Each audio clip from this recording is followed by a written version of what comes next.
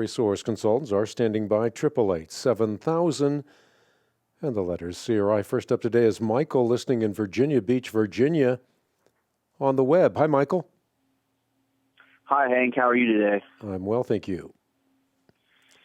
First, I just want to thank you for your broadcast. I've been listening for a while, and when I first became a believer, I couldn't read the Bible in context. It was really just all about feeling. But since I've been listening to your broadcasts, and since I've been able to, read Scripture better, I guess more in context, has really helped me a lot. So I just want to thank you for that.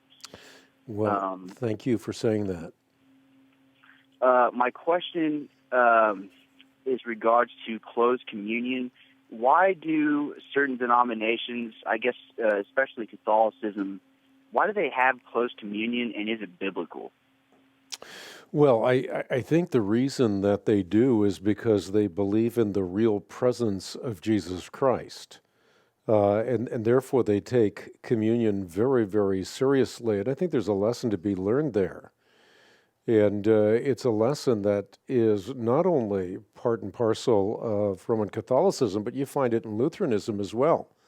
Martin Luther believed in the real presence of Jesus Christ and took very seriously the admonition of the New Testament that those who receive Christ's body and blood unworthily are said to bring condemnation upon themselves.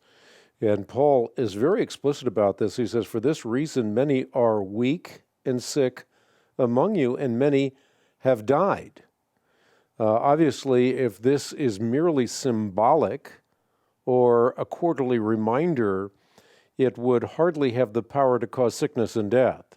So again, there are traditions in Christianity, and they are the earliest traditions. In fact, if you look at the first 1,000 years of church history, the church was unanimous in the notion that the real presence of Christ was part and parcel of the Eucharist, and therefore one dare not partake of it in a light manner or an unworthy manner. So even within those contexts in which there are closed communion, where someone can partake of communion within that body, many do not, because they are concerned about their own sinfulness and have not correctly confessed their sins before God. So closed communion is part of many different traditions. You find it within Baptist denominations, within Reformed denominations, within Lutheran denominations, within Orthodoxy, within Roman Catholicism. So there are many different traditions that